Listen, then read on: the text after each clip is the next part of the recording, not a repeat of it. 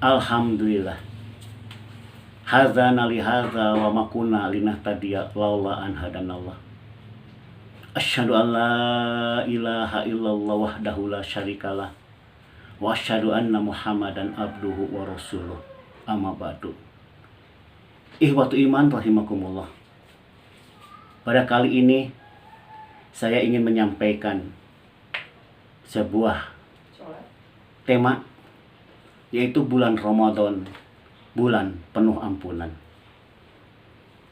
Di dalam hadis yang diriwayatkan oleh Imam Muslim, Rasulullah SAW mengatakan bahwa keutamaan ibadah di bulan Ramadan bahkan sebagai stimulus, sebagai rangsangan kepada kita dengan mengatakan sholat 5 waktu itu adalah penghapus dosa.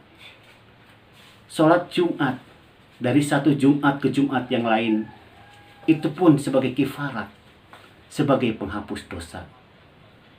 Bahkan ibadah Ramadan dari tahun yang lalu sampai tahun sekarang itu pun adalah penghapus dosa.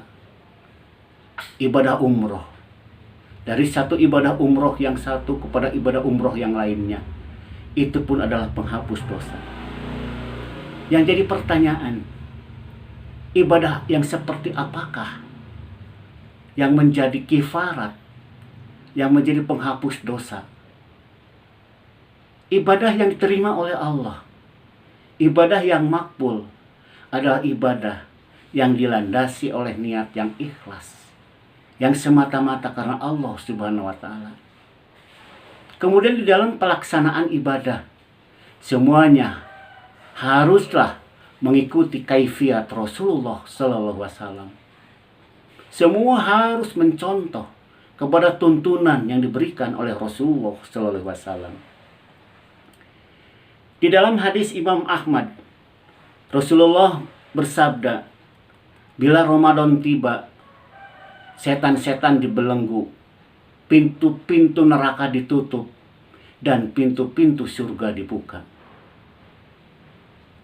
Kalau setan sudah dibelenggu, apakah kita akan menjadi tenang, menjadi nyaman di dalam melaksanakan ibadah?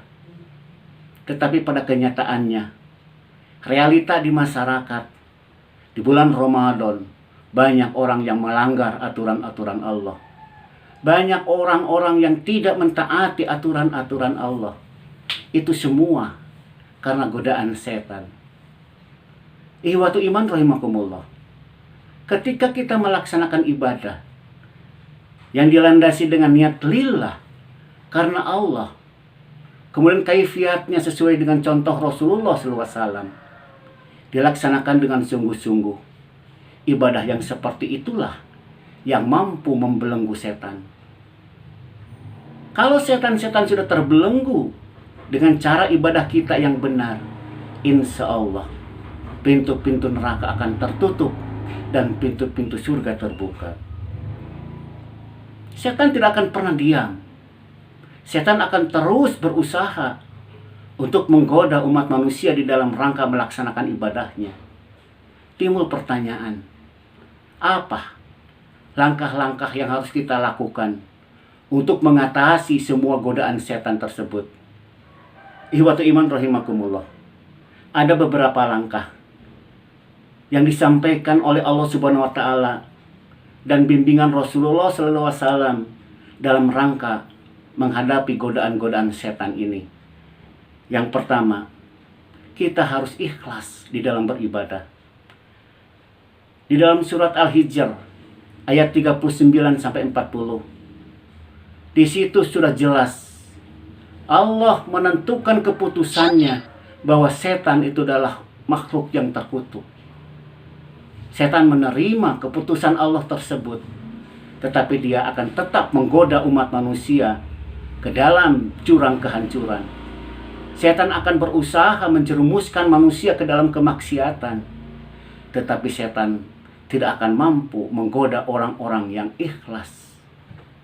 Ini menjadi sebuah kunci bagi kita di dalam melaksanakan ibadah, bahwa ikhlas itu merupakan modal di dalam melaksanakan ibadah, menjadi modal untuk menjadikan ibadah ini diterima oleh Allah Subhanahu wa taala.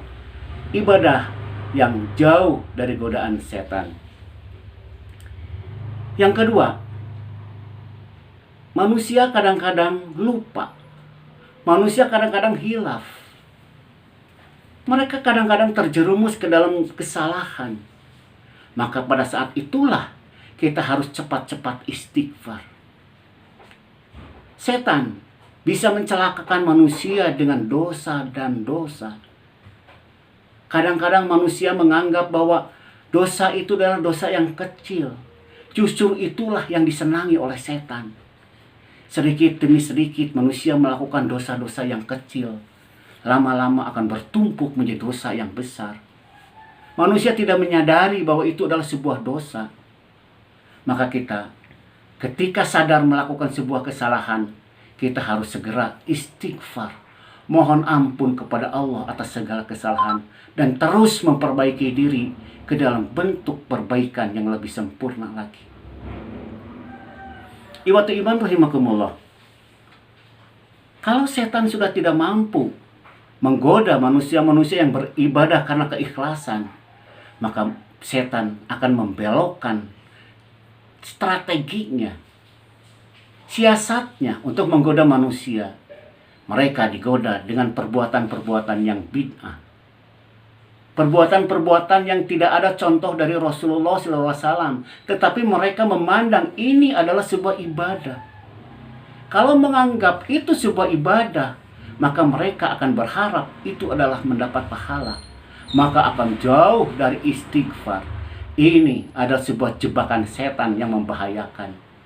Manusia kalau sudah terjerumus ke dalam peribadatan yang tidak dicontohkan oleh Rasulullah, peribadatan yang berupa bid'ah, itu adalah godaan setan untuk membelokkan manusia jauh dari istighfar. Yang ketiga, tingkatkanlah ilmu.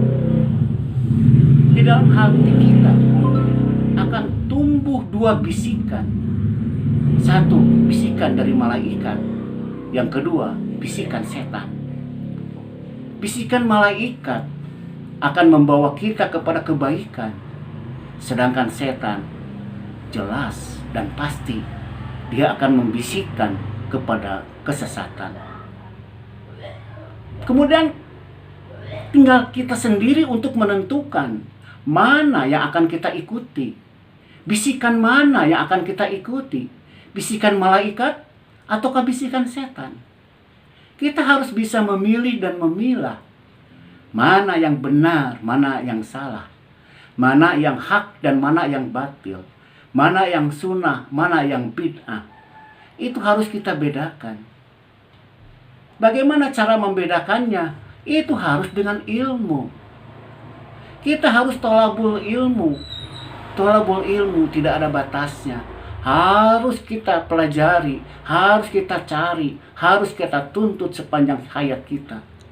Di bulan Ramadan ini bertebaran kajian-kajian ilmu, pembahasan-pembahasan ilmu di media-media sosial. Kita banyak untuk menimba ilmu dan kita memilih dan memilah mana sumbernya yang benar, mana yang tidak bersumber pada sumber-sumber yang benar. Ikhwatul iman rahimakumullah. Bagaimanapun besarnya usaha kita, bagaimanapun gigihnya usaha kita untuk meningkatkan ilmu kita, untuk menghindarkan diri dari godaan setan, itu semuanya akan sia-sia kalau tanpa ada pertolongan dari Allah Subhanahu wa taala. Oleh karena itu langkah yang keempat, ya kita harus selalu berdoa kepada Allah untuk memohon perlindungan dari Allah Subhanahu wa taala dari segala godaan setan yang akan membelokkan dan menjerumuskan kita ke dalam dunia kemaksiatan. Di dalam doa ini kita bermunajat kepada Allah. Mudah-mudahan ibadah yang kita lakukan ini adalah ibadah yang benar, ibadah yang sesuai dengan tuntunan Rasulnya, ibadah yang makbulan, ibadah yang diterima oleh Allah Subhanahu wa taala. Ikhwatu iman rahimakumullah. Demikianlah yang dapat saya sampaikan. Mudah-mudahan ada guna dan manfaatnya. Aqulu qouli hadza wa astaghfirullahi wa lakum. Wassalamualaikum warahmatullahi wabarakatuh.